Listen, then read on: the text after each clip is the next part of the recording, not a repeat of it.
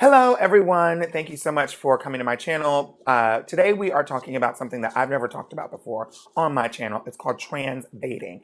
Basically, when someone who isn't trans presents themselves in a way that might lead people to believe that they are trans. Some people have a problem with this because they say that it takes sort of the focus off of trans people and it puts the focus on people who aren't being necessarily authentic with their experiences, that it sort of takes advantage of some of the work that trans people have done to get to a certain place in society and really kind of cast that aside. Some people say that it's dangerous for trans people and puts trans people in danger because it presents us as perpetrators and really doesn't allow us to sort of have that spotlight to speak for ourselves. Um, some people say that you should be able to present any way that you want and no harm, no foul. Uh, I'm still trying to sort this out for myself. But I do believe that it is important that we have this conversation. And so I have invited a couple of fantastic ladies to join me, Trinity the Tuck and Melony VonKrus with a K. But before we jump in, please make sure you hit like and subscribe and all of that stuff so that you can be a part of the conversation. Also, leave a comment. I have a feeling that the comments are going to be popping off in this video. So here we go. We have a situation where there was a fabulously talented and gorgeous RuPaul's Drag Race alum, of course I'm talking about Plastique Tierra, posted a couple of pictures on her Instagram that gained people's attention, basically posing, for lack of a better word, nude, even though she wasn't really nude because she was wearing a breastplate. And I guess the controversy arose when the breastplate, as we see, is very skillfully airbrushed out to look like a naked body. I mean, let's just be real. She looks straight up like a Playboy centerfold, and she looks wonderful. Some people some people in the comments have called attention to this, saying that it was trans baiting, that if she's not really trans and she's obviously not cis female, a cis woman, then it is problematic because it causes people to either be confused or not understand what's going on. And then also sort of, it can be problematic for trans people. That's basically what they're saying. There's a whole myriad of stuff that we're going to jump into. But I think the number one thing is that there's also an element that is being monetized here because there is a OnlyFans that I have not yet joined, but if you want to join, you find out. There's an OnlyFans that has even more pictures, and you can go to the OnlyFans and if you are of the proper age and judge for yourself. And so Trinity the Tuck ended up in a little bit of controversy when she spoke out, not necessarily in defense of Plastique, but spoke out sort of in the defense, in the name of anyone being able to post any type of picture of themselves that they want to. Trinity, who is an outspoken trans advocate, someone who is an ally, I believe, not only to the trans community, but as a non-binary person themselves, when they're out of drag, is a staunch ally and someone who I think has always admitted when she was wrong and then also engaged in a very deep conversation and been willing to learn. And so that is definitely true of today's case. Trinity is joining us here. And I decided to bring in another fabulous friend who's also Trinity's friend and a new girlfriend of mine who I've known for years, believe it or not, Melony VonKrus. We are talking. Ladies, welcome so much. Thank you so much for coming to the show and joining me on the show. First off, right off the bat, I want to jump right in. The internet has been quite a stir lately, thanks to one of us in this room. And I have to be, in all fairness, this is not a conversation that is new. It's not a conversation that I know it's a conversation that each of us have been involved in in many, many, many times before, and unfortunately will probably continue to be a part of. But Trinity, you had a particular opportunity to really dive into the conversation of basically not only trans versus drag, but then it kind of deals with passability and also TransBaiting and kind of, it's a really complicated conversation that you have been involved in. You called me immediately. We had a conversation. I know you and Melony had a conversation as well, all separately. And we said, let's just get together and have a conversation about this. And so the situation is Plastique Tierra posted a picture of herself with her breastplate on, basically looking like a naked lady. And airbrushed, I'm assuming, airbrushed a lot of the lines out, all of the lines out of, I can't even tell what's going on, to be honest with you. It must be a breastplate, but it looks like something's going on. And you posted, a lot of people were coming for her and telling her that they thought that that was problematic, to say the least. And you posted a picture of yourself next to her, sort of in defense, I guess that's the best way to say it, mentioning that what's the difference? Why does, getting this type of these comments? And I've pretty much done the same thing. I'll let you speak for yourself, obviously, but that's kind of how it started. That's what I saw on Twitter. And then here we are today. And so let's have a conversation about this. Trans women doing drag and have a really particular position in the conversation overall. And I think that's a good place to start. And so, Trinity, will you kind of sum up what happened and then bring us in? Sure. I first want to ask both of you, because you both identify as binary trans women, correct? Mm-hmm. Okay. And absolutely. So I want to make sure that I'm okay to give opinion about what I think in this conversation, am I just here just to listen? Because I want to make sure that I'm respectful on all my boundaries. I think that this is definitely an open forum, an open discussion, and that's a safe space. We all respect each other. We all care about each other, and we want to make sure that is paramount. So I think you're okay to speak freely. Well, I also want to say before I start this conversation with what, my opinion, I love both of you dearly. I've known both of you for several years. I respect you both.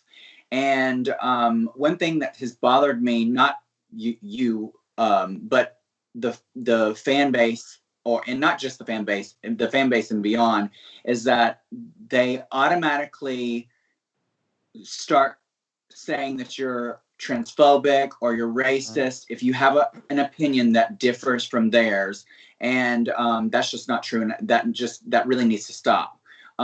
It's hurtful in the long run to people that are actually transphobic and racist, and that it gets us nowhere. So going on to the topic of what we're here for is, I want to first say I wasn't really defending Plastique.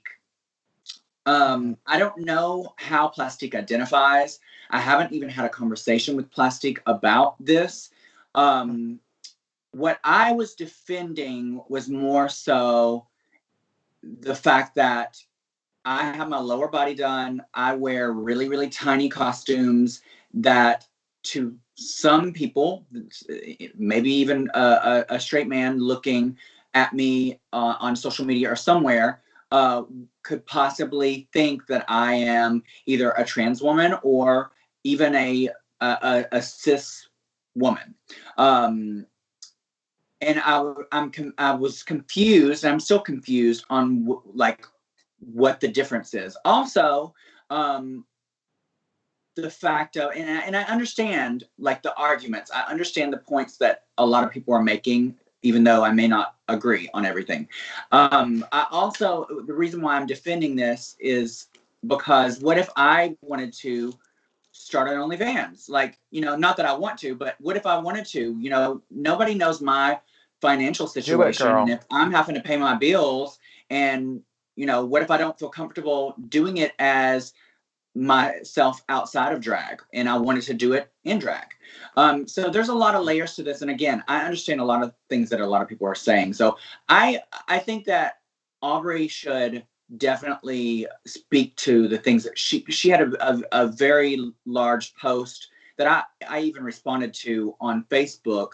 And I think that, you know, your opinion is very valid, and the place that you're coming from is very valid. And I would like to hear more of both of your points of view before I get even more further into my opinion.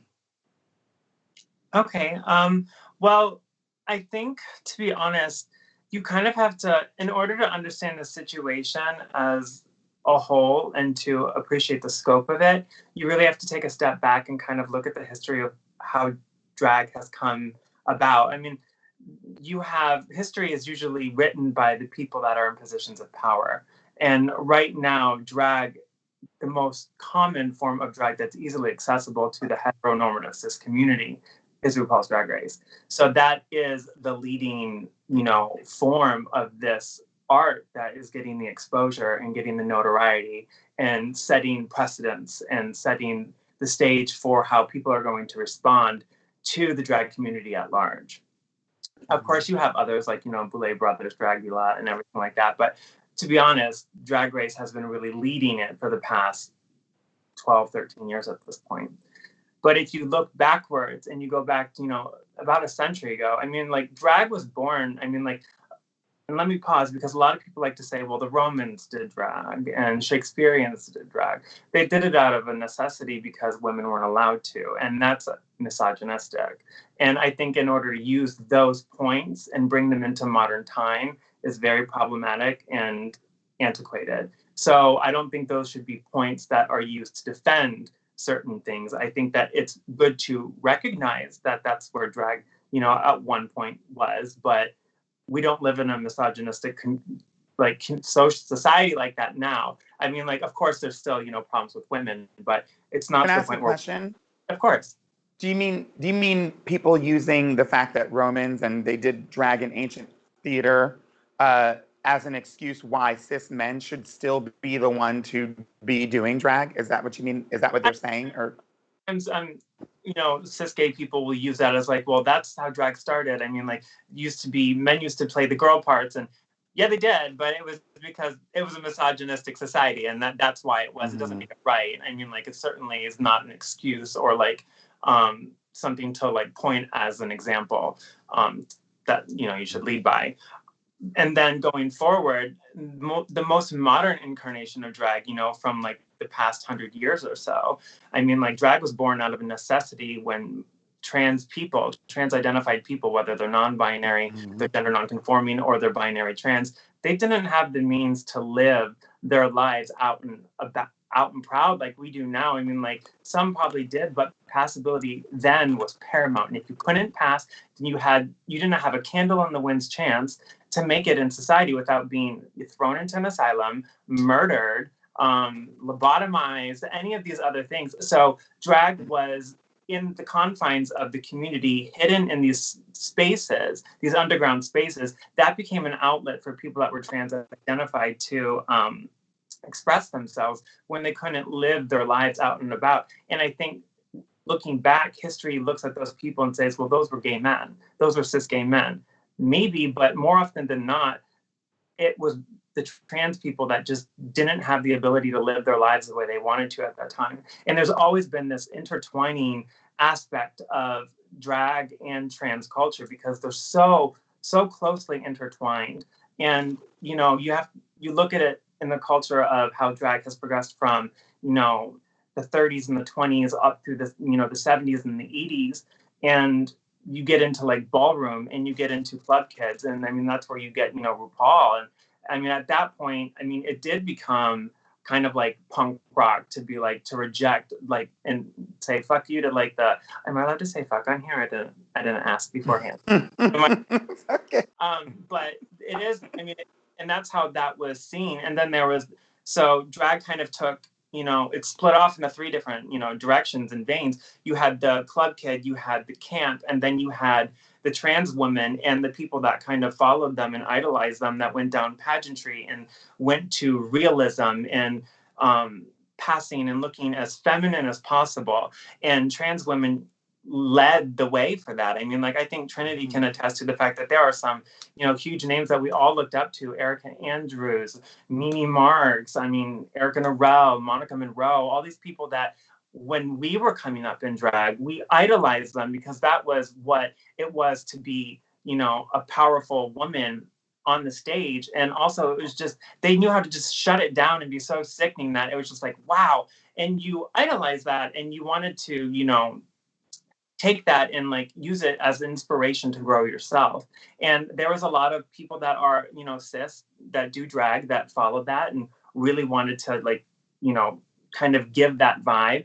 And so drag has come kind of full circle in that sense. And then Drag Race happened, and Drag Race kind of really changed the narrative when it came out, because it wasn't really a place where trans people were openly welcomed. It was very much, this is how we're going to present this show. And it was very articulated that this show is for this sect of drag. But the problem is it was the only one on the air. So, that's all people saw. And so in a way, it does become a gatekeeping series. And it's unfortunate because, people should have the rights to well, I want this to be this, or I want this to be that. I understand. I really do get it. But, that platform has grown and it has reach. And when you have a platform that has reach, that reach has consequence. And that consequence usually results in the skewing of social perception among the heteronormative cis community on what drag is, what trans is, and how to kind of respond and to treat it in general. So I tried to, when I was on Drag Race, I'd started my medical transition 4 years earlier, but hadn't been to the point where I had had any surgeries that made my transness or my feminist accessible to other people outside of, people that I talked about or talked to. And so everyday strangers who didn't know who I was thought, oh, this is just some dude. And even after, disclosing that I was trans on Drag Race, we were in this room that to me felt very loving and very open. We were already having a conversation about gender, Trinity, if you remember, in the room. And so I felt perfectly safe to just say, hey, I'm trans. And so I was really worried that people were going to come for me because I was worried that people would say that my drag was not campy enough. And so I camped it up because I wanted to I just wanted to show that my drag was worthy of being in the competition.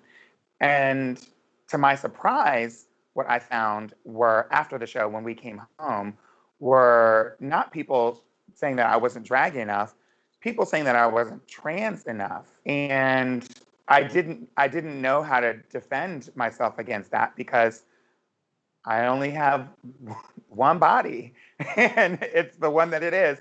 And I remember thinking, shortly after that, there was an interview that was done where my name was invoked when the question was, will you ever allow trans women on Drag Race? And the person giving the interview said no, and then brought my name up and said, Peppermint hadn't had any surgeries. She identified as a woman, but she basically wasn't. And, that really, it was hurtful to me because they were talking about my body and my surgeries, but it was also confusing to me because there are other queens on the show. Trinity is one of the most well-known, who has, frankly had, at that point, had more work done than I'd ever had, not to be shady and talk about who has had more work, but it was just confusing to me. And so when we talk about trans bodies, I think one of the things that's really tough is this sort of at the same token, because I'm here for everything you just said. When we talk about drag and we have this kind of narrow view of who a drag entertainer can be, I do think we also have some people have a very limited view on womanhood and who a woman is, and also who a trans woman is. I've right now I feel like I can say that I've been trans my whole life.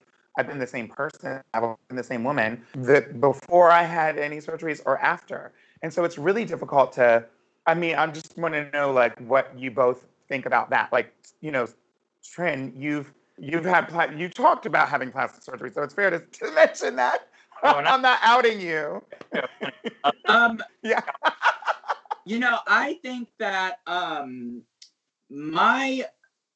okay, so it's no secret I'm from Alabama.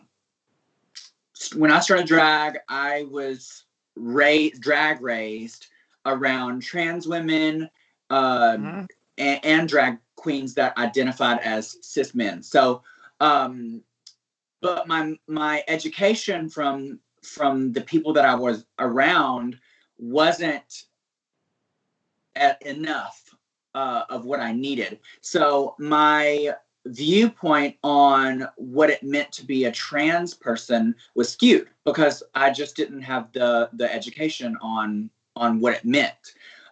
So through season 9, because I was still like I just did not have these conversations before. Like drag was just drag. It was, you know, there was trans women that did drag and there was men who did drag. And so this is also before like I even knew what non-binary and all these other things were before, because back then I identified as a cis man because that's all that I knew. I questioned if I was trans in the past, but because I just didn't have the education, I didn't know that there was so much more out there. And so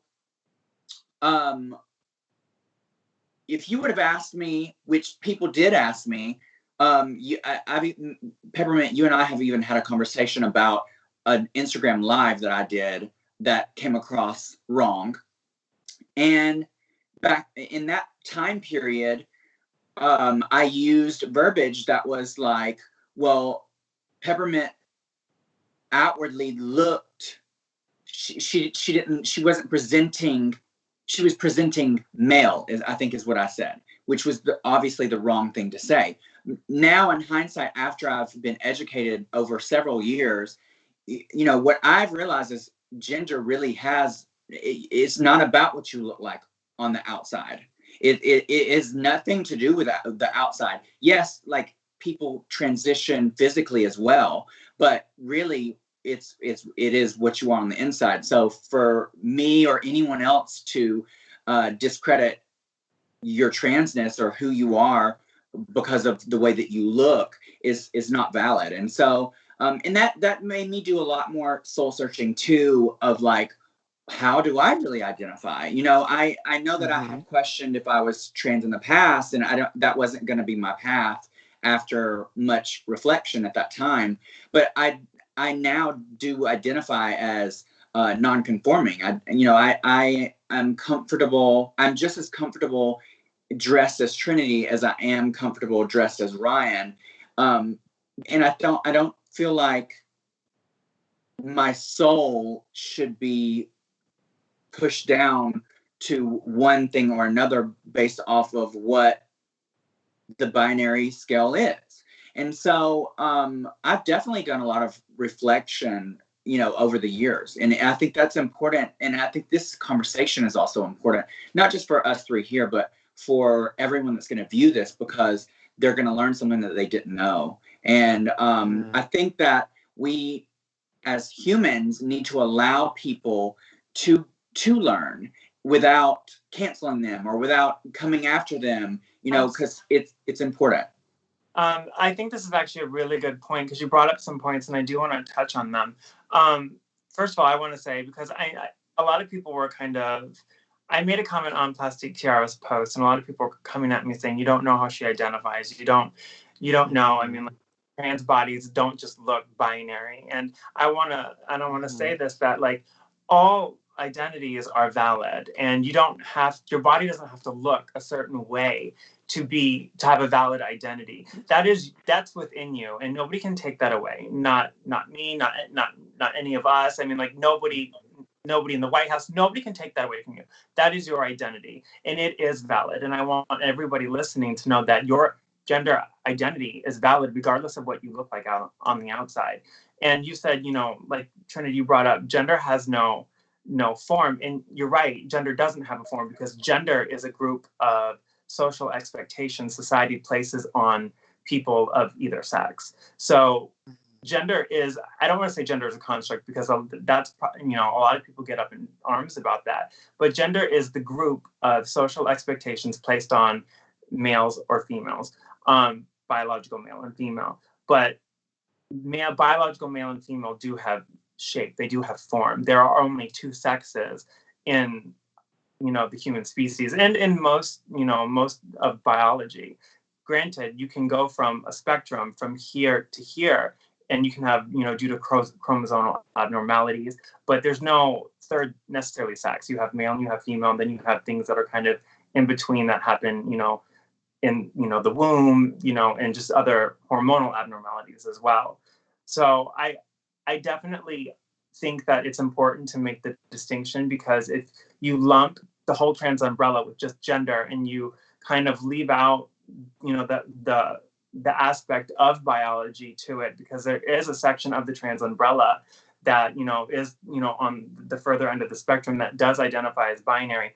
That binary is important to them. And that binary, in appearing like that and transitioning to that, that is what's validating to them. And I mean, like, so why somebody might be non-binary or gender non-conforming and they feel comfortable being fluid, there's somebody at the binary side that had to go through all of this torment, and they're honestly one of the more marginalized sex of the population, because they do have to transition. They do have to go through it. And when you start your transition, it's hardest from day one. I was telling Peppermint this earlier. It's hardest from day one, and it only gets easier as you go. You start off on, level extreme.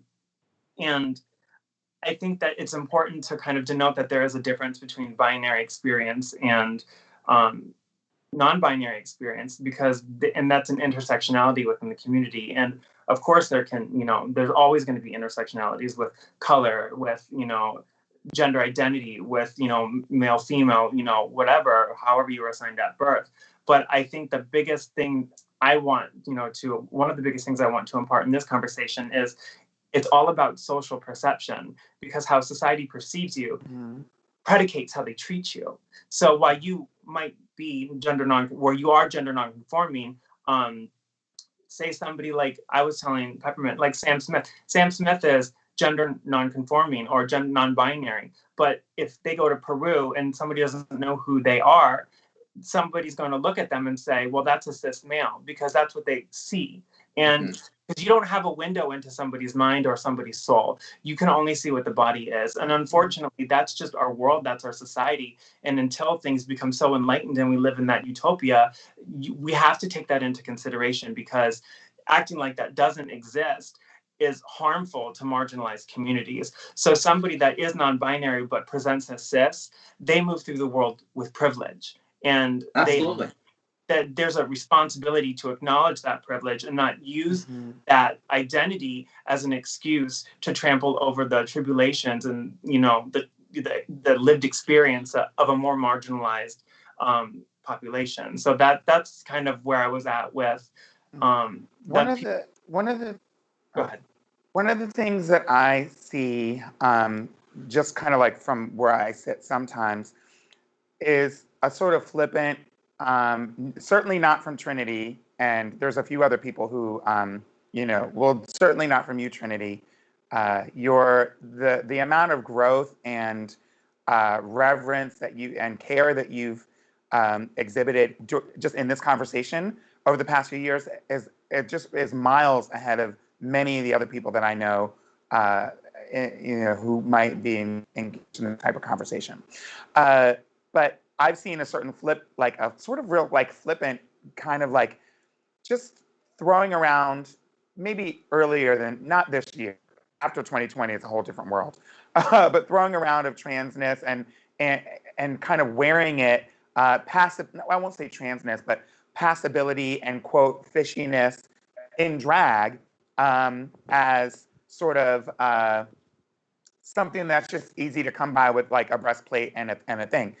And by the same token, I know that there's trans women. I certainly received some of this, who were sort of resentful. It came off as resentment because of the amount of work, especially adults over 30. I'll say those are adults. The amount of work that they had to put into, ending up where they were with regards to their medical transition. I know a lot of girls, it's no secret. I mean, it's certainly something that's worth talking about, either in this conversation or generally, that, there's a lot of girls who had to do whatever it is that they had to do to afford, because we weren't on people's health care. Medical transition was not something covered in health insurance, and might not be, if we get in the future. And so I know that there's a lot of girls that have said to me, I've heard a few times in conversation, you just have it easy because, you're able to put it on your insurance, and we were out doing X, Y, Z to afford the cash to do it. And that's certainly not all trans women's experience by any means. But I do think that some of the ladies who've been around and more experienced in the showgirl world might have some experience with some of those conversations. And that is, I think that's really tough, because then I'm trying to see where is the space where we can have reverence and respect for understanding the struggle of trans people, if they are cis people, or even non-binary people. Understanding the struggle and the path and the experiences of trans people, and respecting that, and not trampling on that. And by the same token, is there a space where folks in the trans community can make room for people who are non-binary? I really do think the key to this whole conversation is understanding and everyone, not just trans people, cis people especially, having a sort of a better understanding of gender at large, but non-binary people, and how we can kind of be more fluid across the board. And, I've heard some binary trans people, just to play the devil's advocate, saying, I won't say who, but there is a well-known YouTuber who says that, you're making it more, non-binary people just make it more difficult for those of us who are really in the trans community.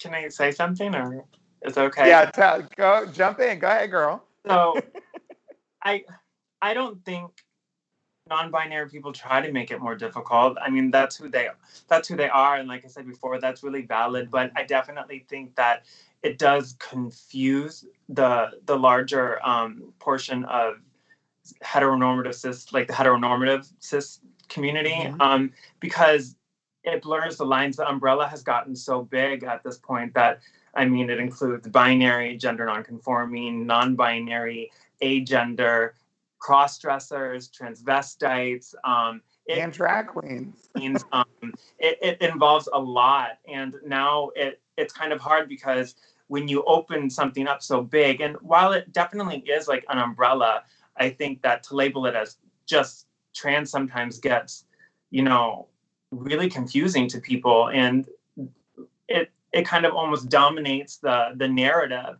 And then the people that are marginalized, the whole community is marginalized, but the people that are able to, seek opportunity and growth, and just sometimes jobs, and like just anything. I mean, like those people they really get left behind, because the narrative now is like, oh, what's this? This is new. I mean, like, and it's not new. There's been gender nonconforming people for, eons, but like since there's been people. It's just, but like, that becomes like, I was on TikTok, and I saw this girl, more makeup than me, earringed out, lashed out, super like pretty, and like just, she was clearly assigned female at birth, and she said, I'm non-binary. And I was kind of plucked. I was like, well, I mean, that's true. You probably are, but the society sees this really passable assigned female at birth person.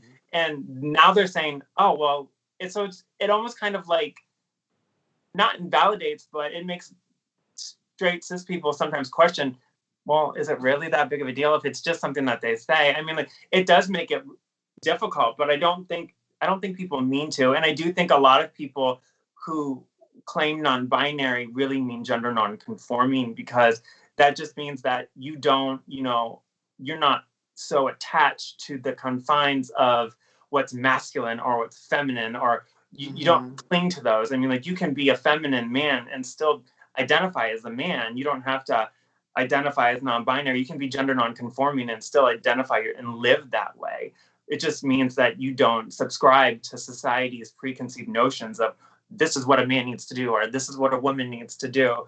And so I think that, verbiage and nounage and just vocabulary in general, it gets, why people are still trying to figure it out and sort it out. I mean, people are, overlapping and claiming the wrong things. And it's just like a big static screen of confusion at the moment. In the straight cis community is just like, well, what the hell? I mean, like, what is it? I mean, like, are you I think good. You're somebody that just decided you want to be this for the day, and then 3 months later you decided that you weren't, and but you went viral, so now that's what people are looking at and associating with it. So it is confusing. I think part of the issue with that is that, I mean, you're 100% right. I understand it can be. I think it's confusing to people who are in the queer community, with the definitions and the letters. But I think part of the issue that when people are claiming one thing and then it moves, I think some of that has to do with society and the pressure that they put on us. And there's not really much space for people to find their home, so they have to try all these things and figure it out and trial and error. And it really is, they're just allowing their sort of inner feelings to guide them to what feels right, rather than really being able to feel like they have a home in society with regards to their gender expression. I mean, like I said, people really are only recognizing binary. Even bisexual people, which is a sexuality completely different than gender, have expressed not feeling like they're really fully accepted or understood or respected. Right. And so I do think that even though there are certainly people who change their definitions and things, probably, or at least in theory, we imagine that that's probably something that happens. And, I don't know how many people that I know have really done that. But I think the same thing can be said about trans people. I mean, the age bracket that I passed, the trans women were like, if you don't have a vagina, you're not. Yeah, I mean, I remember feeling that way too. Woman, now I'm not trans, and I'm trying to explain to them, no, you were assigned this at birth, so this is your experience. That's what makes you trans. It doesn't matter what you look like or what parts you have. I'm still a woman too. So I think I can only speak from my experience. I mean, like, again, there's so many different labels or non-labels in our community, but that's the reason why I have my pronouns on all of my social media, but that's why I don't really talk too much about how I identify to the public. This is like probably the first time I've ever really publicly had a conversation about that with people, because I do understand that it can be confusing for people, and I don't want to put more confusion from myself, especially since I'm in the public eye, and take away a platform that should be given to people who are transitioning physically to be accepted that way. And that's why I do try, and I'm not perfect. I do try my hardest to be the best advocate I can be for my trans brothers and sisters and non-conforming siblings as much as I can. But I'm not perfect, and I do have my opinions, and sometimes I'm not educated on stuff. I still have my opinions on the plastique scenario. Some things, which we need to go back to that eventually, but there are points that Aubrey, you make that I 100% agree with. Melony. I'm sorry, Melony. Melony, there are a lot of points that you make about that scenario that I completely agree with, but there are still things that I do question and that I also don't agree with, and that should be okay. We should be able to have a conversation, and if we don't agree, that should be okay, because there's people that don't agree with me on some of my opinions. I think the most important thing is to have the conversation and to hear each other out. I agree. What were some of the things? What were some of the comments that if you can remember, that people were saying on your social media with regards to the plastique picture and what you said, Trinity? So I totally understand the conversation of what people were saying about this puts trans women's lives in danger. There are several challenges with that I don't agree with, or that I'm not fully there on, because there's so many other arguments that can kind of counteract that.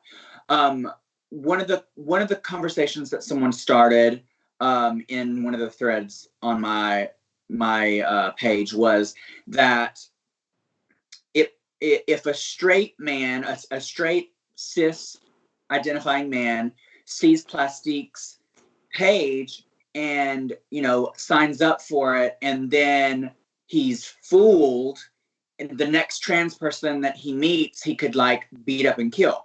And although I totally understand that is definitely a scenario that could happen with a lot of different things, and that is unfortunate, and we really need to this needs to be a bigger conversation that we bring out about trans women, especially trans women of color, being killed on an alarming rate. We need to have this conversation. Peppermint, we've had this conversation before on my podcast. We need to have it even more and more often. But I don't there's some challenges with that opinion, because if a trans woman who looks just like Plastique, if you have someone that looks just like Plastique and they identify as a binary trans woman, and you have Plastique, who we don't know how she identifies, but we know that she does.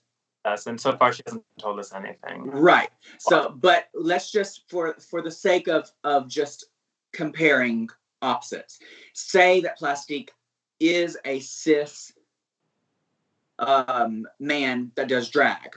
So we're going to take Plastique's name out of it. If it's someone that looks just like Plastique, what she did, and they identify as a cis man, and you have a trans woman that identifies as a trans woman, binary, doing the same exact thing, if a straight man went onto the trans woman's page and it doesn't say trans on her page either, and he found out that she is a trans woman, he's going to have the same reaction. So that's one of the arguments that I'm having. That's true. I mean, you're exactly right. But that's where stunting becomes really problematic, and a lot of people do it because they feel like sometimes they have to in order to get by, because they're socially, economically depressed, and they don't have any other choice. And I think that's I don't, Peppermint can probably vouch for me. That's the reality for a lot of trans women, is sometimes they do lie in order to get the tricks, in order to make the money in sex work. It was much more like that a decade and a half ago and beyond, but it's still an occurrence today. But you're right, and I think that's why I'm not saying that everybody needs to tell everyone they're trans at all times, but I mean, I do think that when you're doing sex work, I recommend to my trans sisters to be upfront, because I mean, it's better to be upfront and lose that money for that moment than to be dead. I mean, I don't think safety first. And I don't necessarily agree with stunting. I know a lot of girls do it. I think it's dangerous. I'm not victim blaming at all, because nothing gives you the right to murder somebody. But I mean, that's part of the trans experience. And you're right. if a trans person did that, it could result in the same thing. But I don't think that's an excuse to also be like, so why does it matter if this person does it? Because at the end of the day, you have to kind of be like, just because they're making a bad decision doesn't mean you should make a bad decision too. Well, I do want to just explain stunting really quickly for those of you that are just joining in. Basically, stunting is when someone who is trans doesn't disclose their status that they are trans to an intimate partner or anyone that they're going to be around. Maybe even supporting the idea or the misconception that they are in fact cis, that they are not trans, cisgender meaning not trans. And so there are lots of people in romantic situations, intimate situations, and situations of sex work where they don't necessarily tell, at any point, they don't necessarily tell their partner or the person that they're going to be around. And I think that really does, just kind of go deeper into that really quickly, that does sort of support this notion in the cis world that trans people are like perpetrators, that we're sneaking around trying to trick your boyfriend into having sex. I mean, we don't trick nobody into having sex. Right. And that's really kind of what that is. Right. Another point I want to say is I don't agree that Plastique. I haven't seen her OnlyFans. I don't know what she has on her profile, but she has an OnlyFans.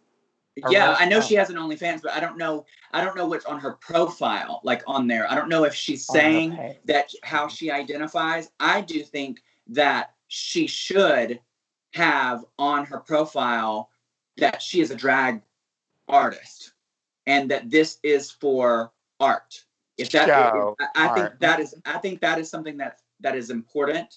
If I was to do an OnlyFans in drag, I would definitely make sure I said that because of Aubrey of what you're saying. Excuse me, because of Melony of what you're saying that it is misleading.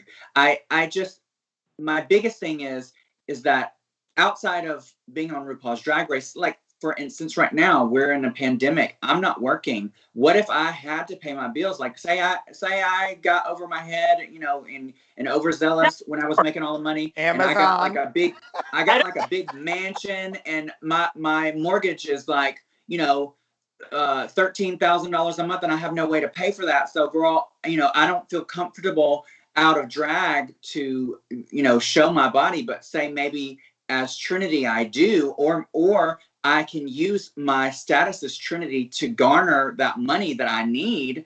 So, but okay, I think that it's important that I should be able to do that because that's what I want to do. And that OnlyFans it's not for just cis women, cis men, trans men, trans women, non-binary. It's for everyone to make a business, and that one person is not necessarily taking away work from another. There's so many people that are on there to watch everyone. Right. So I want to take this because I feel like there's a misconception that people were upset that she was on OnlyFans. Honey, there's so many wallets in the world. There's money to be got anywhere. So, there's room for everybody on that platform. And I don't have a problem, and I don't think any of the trans people have a problem with people doing it in drag either. There were, before you step forward, there were a lot of comments from trans and non-binary and cis people that were defending conversations that they had a problem with that. But go ahead and continue. I think that stems from kind of a lack of being able to articulate what they meant. I'm not putting words in people's mouth, but I think so basically it wasn't the fact that she was naked. It wasn't the fact that she was doing it as a femme persona. It was the fact that when you take drag, and drag is an art form, right? Drag is art. It's performance art. It's visual art. It's just a whole bunch of different things kind of thrown in one, but it is art. When you take that and the costume becomes the body, when you remove all the clothes, and when it's the identity and it's the actual body that becomes the costume, that is the problem. It's not drag. I don't care if you can use breastplates, hip pads, you can use tools to further your illusion. Absolutely. I mean, it's an art form. I mean, and I love high femme drag. When cis people do it, non-binary people do it, when trans people do it that don't have surge bodies, I'm all for using things. I used those things before I transitioned. I mean, like, they are great tools to further the aesthetic of your art. But when you reduce it and your costume becomes the body and like what is womanhood in and of itself, I mean, like, that becomes, it unfortunately does become misogynistic and trans-misogynistic. And well, hold on, let me finish, because I think that if she wanted to do it as, you know, or if somebody that was like, say, if you wanted to do it as Trinity, I think you do it, but I think you don't warp it to a point where it looks like, I don't, if she had a breastplate on, you could see the lines. I really wouldn't care. It was the fact that it looked so real. It was like, if I'm gonna make this analogy, and I hope to God this doesn't come back to bite me in the butt. But I was telling Peppermint, like, if I was to do, because art is art, if I was to do Whitney Houston as a character, and I had, you know, a prosthetic face, and it looked just like her, and I looked like her, and I had the mannerisms down, and I did a performance, and it was done with reverence and respect, it would still turn a pit in people's stomach, as it should, because I'm adopting an identity and an experience that I don't have the lived experience for. And I mean, like, it would just be an elevated, refined form of blackface. And that's kind of what this is. It's a parallel, because it's like, if she was in a costume, if she was doing it in that sense with the illusion, like the practical effects of, I'm using like a costume to hide this here, that's drag. That's what drag is. It's like that kind of art form. But she's turned it, well, not she, but like, it's become something else. It's become the adoption of a physical form. Like, does that, Peppermint, can you kind of help me out here? I want to say this. I want to say something before I forget. So this is where I'm having the challenge with, is that like exactly what you're saying. I totally understand, and I totally think that your point is valid. But I also, this is where I don't agree. I think that when we've come so far, when we think of like physical gender, there are men who have breasts. There are women who do not have breasts. Like, so the physicality of someone's gender, it's there, like we talked about earlier, it's all on a spectrum, and we don't know how she identifies. And if somebody, however somebody identifies, it's a physical thing. It's drag. I could understand if someone, like, because we don't know if she is trying to give the illusion of a trans woman, or if she's trying to say, she clearly is playing like very, very coy, and not, and intentionally not. There's a reason why her bio is just Black Lives Matter and her OnlyFans, and thank goodness the Black Lives Matter's on there. There's no other indication, and I know she's been asked this. I'm sure she has. I'm sure that I'm sure she sees the comments. I spoke with her. I know she sees the comments, but she hasn't necessarily offered, you know, I think that missing piece of the puzzle. That what is your identity? And I think if she had that, if she puts that out there, then I think it'll change the tone of the conversation a little bit. Well, and here's what I wanted to say. I mean, going back to you were saying about gender, but that's what I was trying to explain earlier, that gender's it's internal. I mean, like, so, I mean, like, and you're connecting it with the physical, and they're kind of separate. I mean, like, you have your gender expression sometimes that comes out, you know, in a medical transition, but your gender identity is really internal. And like, it's more of like, that's why, like, you have transsexual, you have transgender. I mean, like, and when you say, like, we don't know if she's trying to pass as like a cis woman or a trans woman. Well, the reality is Plastique was assigned male at birth. The only thing, if she was to present herself as a binary form of the female anatomy, the only representation she could have of that would be trans, because she was assigned. The only way she could ever be cis presenting would be if she was a cis woman. She was assigned female at birth, presenting as a woman. So that I feel like misconception. that it gets misconstrued. And also, I think that's kind of damning to trans women too, because it's like separating, well, what if she's a cis woman? It like makes a separation between women, like trans, cis. I mean, like as if one's more valid, and I think that's dangerous to do.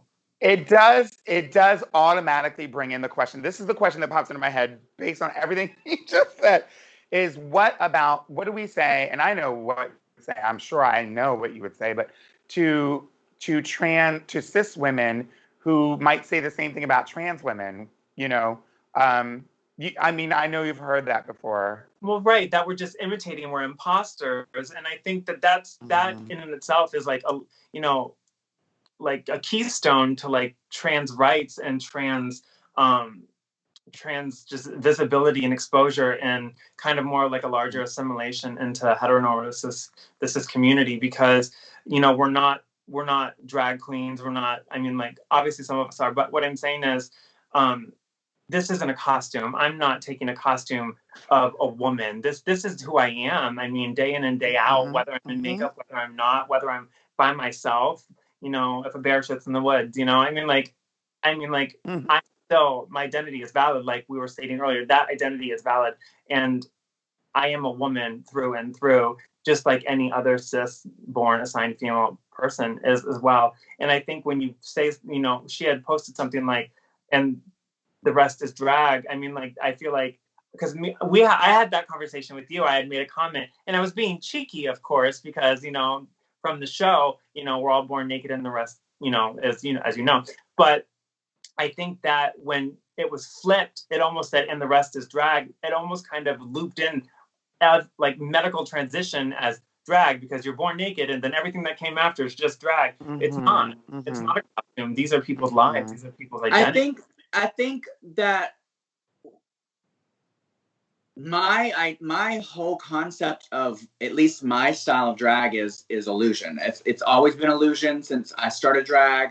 Do I dip into other types of drag? Yes, but my aesthetic has always been illusion. And so this is why I have such an issue with people coming at her, and not, and again, I'm not defending her, because if she's doing this to bait, then yes, it's wrong. But I just don't understand the difference between her showing a breastplate with the lines and a breastplate without the lines. Like that, to me, like it's like I've done a photo shoot where I've literally been naked and had a crown on and a wig on and my breastplate on, and no one batted an eye. Literally, that's all I had on.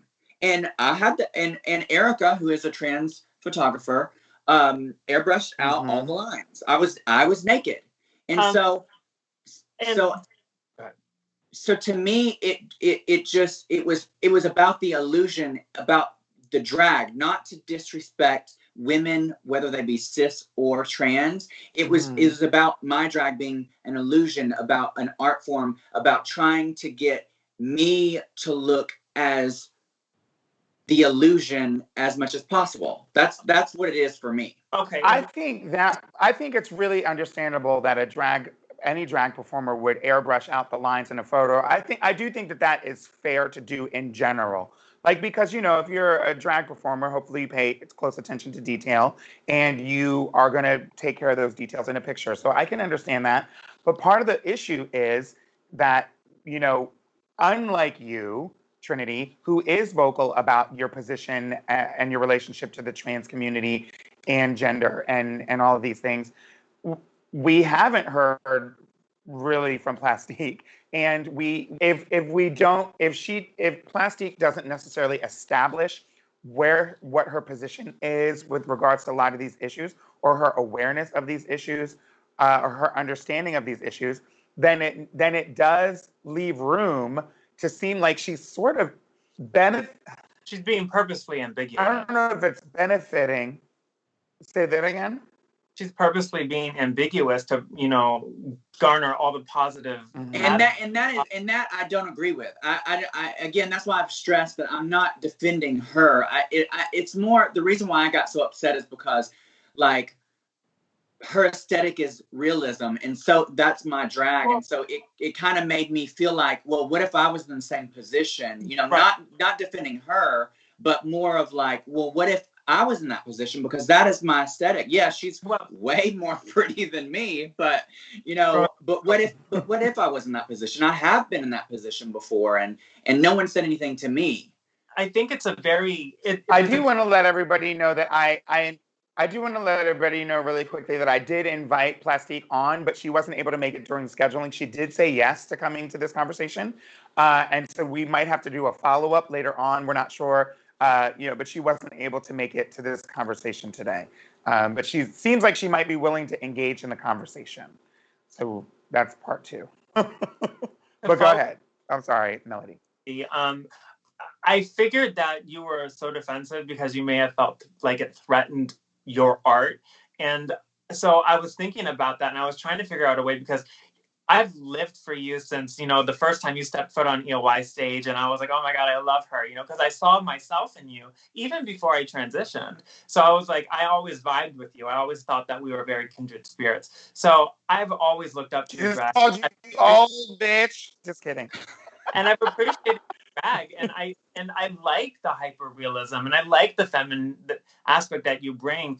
And like I said, if somebody was to like Photoshop themselves on like with a female body with prosthetics and everything and blur out the lines, and they had these beautiful, butterfly wings, I think that something that, because that it takes it to like another, like a fantasy where it kind of pulls it away from this adoption, like, because with plastic scenarios, it's literally softcore porn, which, invokes, the sex work that trans women have gone through, because people are like, well, she's not getting, she's not having hardcore sex, but it is. I've seen, like, it came across my desk what is on her OnlyFans, and it's softcore porn. It's the same thing that you would see in a Playboy. And that, that is problematic. And you doing a promo, a one-off promo of this, I wasn't as upset about that. That might skirt the line too, but that didn't upset me, because she's literally assuming this, being like, I'm going to be doing this for the duration, and I'm expecting you to pay me to see me in this iteration with nothing on. This is my costume. This is my drag, being naked, the body itself. And that's where I had the issue with it. I don't think that I think it's different than what you do. And I think that, like, going back, looping around, drag is art. And there's a lot of things in this world that are art, that are controversial. And I think that we have to be careful, because sometimes we push for artistic freedom, but I don't think artistic freedom should supersede our ethical responsibility to marginalized communities. I wouldn't, like a white hairdresser doing traditionally African hairstyles on a white runway and being, look at it. Technically, it's art, but it's still really problematic. Somebody adopting Inuit kind of like tribal gear or something like that as fashion and selling it in Milan, that's art, because it's fashion. Fashion's art, but it's also appropriating, what comes as from a struggle. Do you kind of get what I'm saying? I totally see where you're coming from, and to many of your points, I do agree on many, almost everything that you said. I totally agree on almost everything.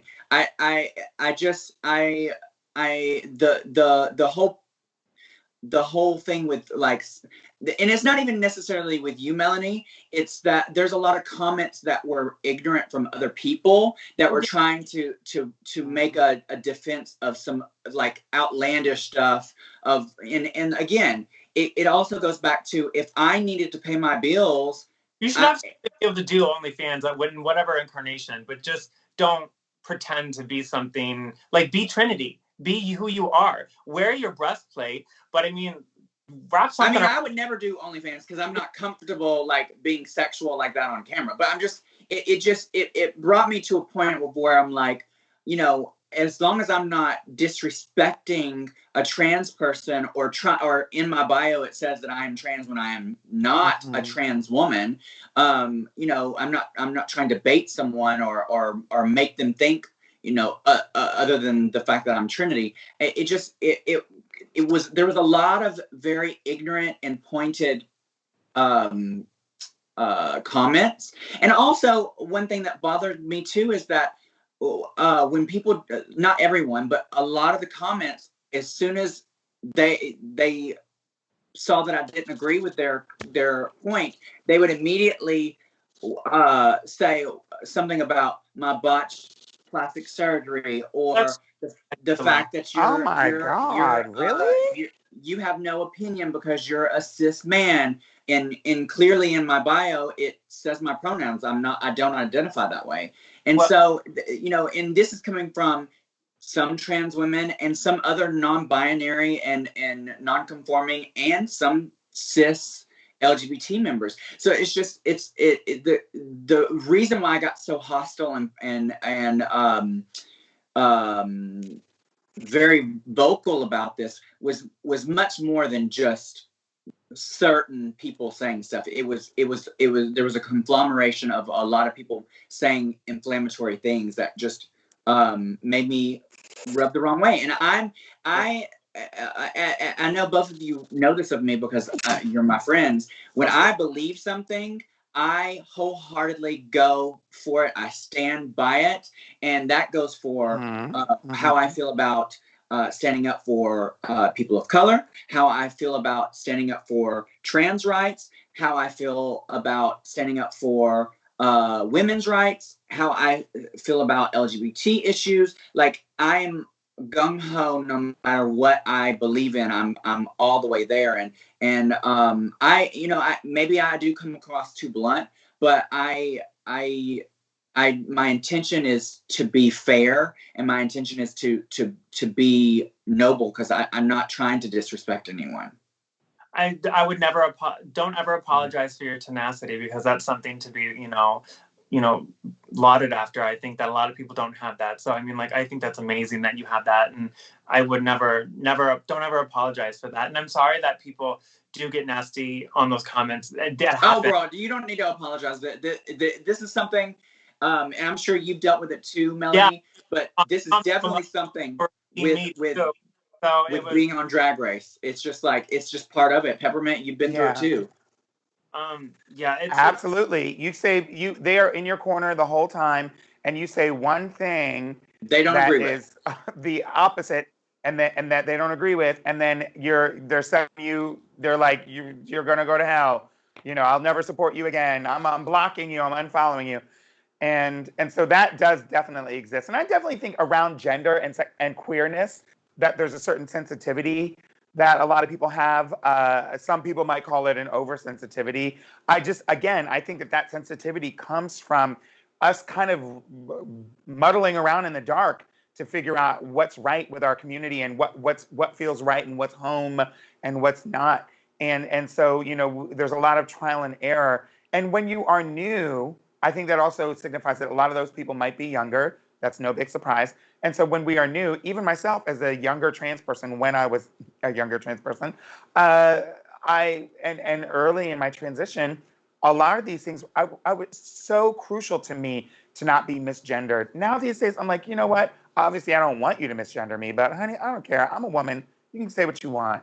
And so, you know, I certainly will fight. I will get more upset about someone else being misgendered than I will about myself. Let me just say it that way. But I do think that when we are younger and kind of newer to the table, we take things a lot more, we take things to heart a lot more personally.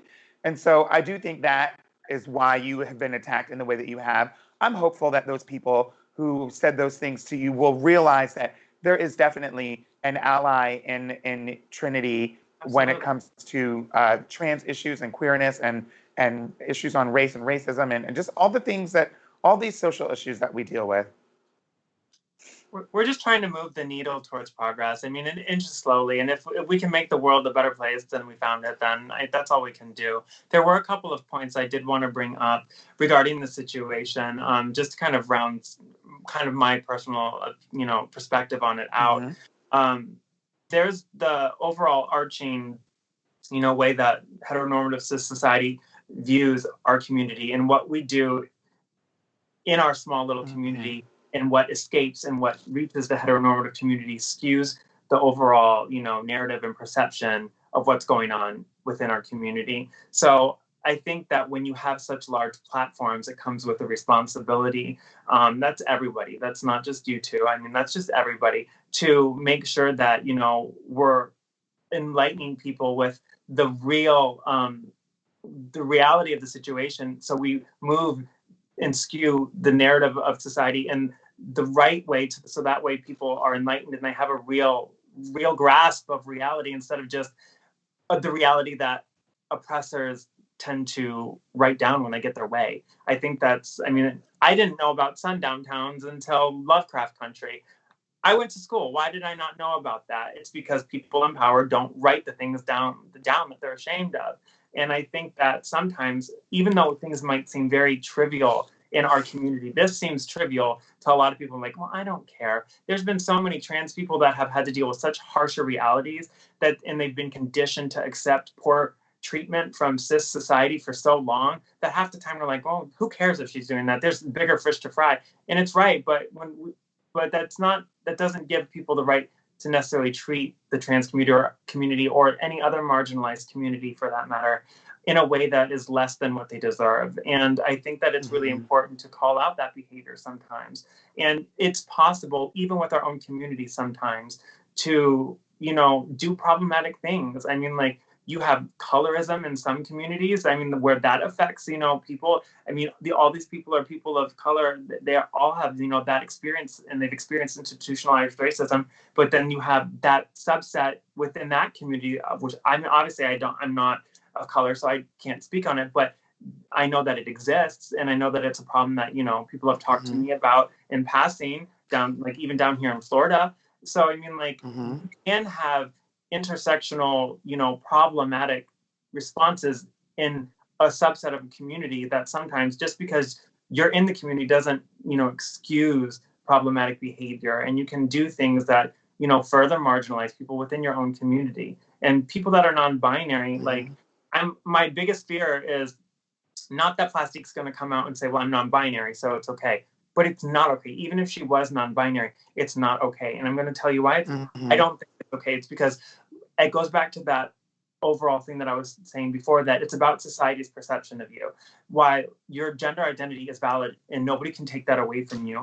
You know, we still have the responsibility that, you know, society, if I was, say, like, non-binary and I passed as a cis person, that I have that responsibility to know that people are going to treat me and perceive me a certain way, and that it's going to be different than somebody that lives, you know, a life that is on the binary, that sometimes doesn't fit in, that in general, that just doesn't pass as cis. So that is an experience that, you know, she doesn't have, and therefore to kind of wear that, I think that's problematic, because she doesn't know what it's like to, like, transition and medically transition, or she doesn't know what it's like to necessarily just wear that, you know, and everything that comes with it. I mean, like, it's not that I'm saying, like, it's not about drag, it's not about the art. It's, I mean, like, because, like I said, art is art, but sometimes art can become problematic. I mean, like, if I erected a huge swastika downtown Orlando, I mean, like, and was like, this is beautiful and this represents, you know, great ideology. I mean, people would be like, oh my God. I mean, it's art, yeah, sure, but it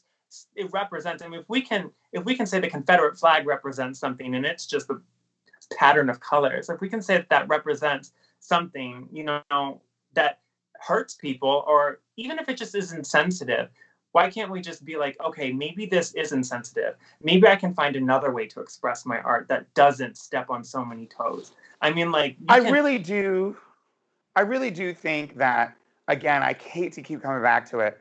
I really do think that, just in sitting and listening, it seems like the biggest problem for me is that what bothers me the most is that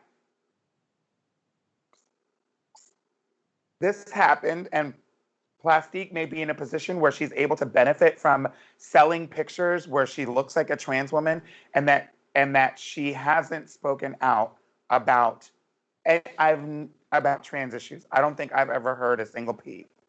And I think that's the part that bothers me the most. Yeah. I totally agree with that. I think that I 100% can back that. And I also think that I have no issue. And again, you know, I'm not a trans woman, so you know, your voice is definitely valid. But my personal opinion, I have no problem with what she's doing as far as the pictures go. I do think that she needs to label what, you know, on her profile, so no one thinks that she's trans. When they go in there, they know what they're getting. They're getting a drag queen. But I also think that if she is doing this, she does need to speak on issues. And if she's not educated on that, then she needs to use her platform, because she's a very large platform, to invite people like you, Melony, Extremely large, and others on there to speak about these things, because I do think that is important. Peppermint, I totally agree with you, and Melony, I think that you're completely valid with your points. Well, I just want to point out too, like, that there's a documentary that's circulating. I think it's on Netflix. It kind of touches on the points of cis people and other people in the community at large, just and how the representation is in media. It's called Disclosure. It's by, I think, Laverne Cox, and spearheaded by Laverne and Janet, I think. But definitely go watch that, because if you still are feeling some sort of like mystification and you want some clarity, it goes a little bit further in depth on how media has, you know, treated trans people over its inception, since film has been, you know, created. So I mean, like, go watch that, please. Make sure you share it with people, because it's so important, and it really delves into a deeper conversation of trans representation in media itself, because after all, social media is media as well. So I mean, this is just a continuation of it. And it's true. I'm so happy that you mentioned that, because you really can tell. It's almost sort of like the litmus test, the sort of like, you know, ADBC moment, you know, with film, because now at least the thought runs through my head when I see certain images and videos or whatever I see in media. Oh, this person hasn't seen. This is a person who hasn't seen Disclosure, or this was really filmed pre-Disclosure. And there's, you know, at least that moment in time is what Disclosure marks. And so I definitely also highly recommend people seeing the film Disclosure. Listen, ladies, I think this has been just the best conversation ever. I think the kind of a final thought that I have is that I see sort of this inner fight, this inner struggle, sort of these conversations going back and forth between people that are in our community. At the end of the day, we are all in the same community. It is really important for people who are at different spots in the community to sort of understand and recognize their effect and their impact on others in the community, people who are marginalized, people who don't have the same opportunities, and that goes across the board. If we are in a position of power, meaning that we have a large profile or platform, then it's really important that it would behoove us to use it in a way that benefits more than just ourselves. Mm-hmm. And if it appears as though you're only using your platform to benefit just yourself, then you may be judged in a way that you don't want to be judged, especially going into 2021. And so my advice to anyone who can hear me is, you can get it all out of your system now, but believe me, regardless of who you are, a drag queen on Instagram or OnlyFans, or a politician or a company, we will be looking at you very differently come 2021. And so we will be expecting you to sort of pay back some of that cashing in that you've already done in advance on the backs and lives of trans people, queer people, gay people, Black people, people of color, women, and everyone who is in a marginalized class or identity. And so I want to say thank you both, Melony and Trinity. Thank you so much for joining us and joining me on this conversation and having this candid conversation. I love you both. And this will probably need to be a part 2. We'll talk about that later. Yes. Bye, everybody. I love you both. Bye. You go vote if this is up before that. Okay.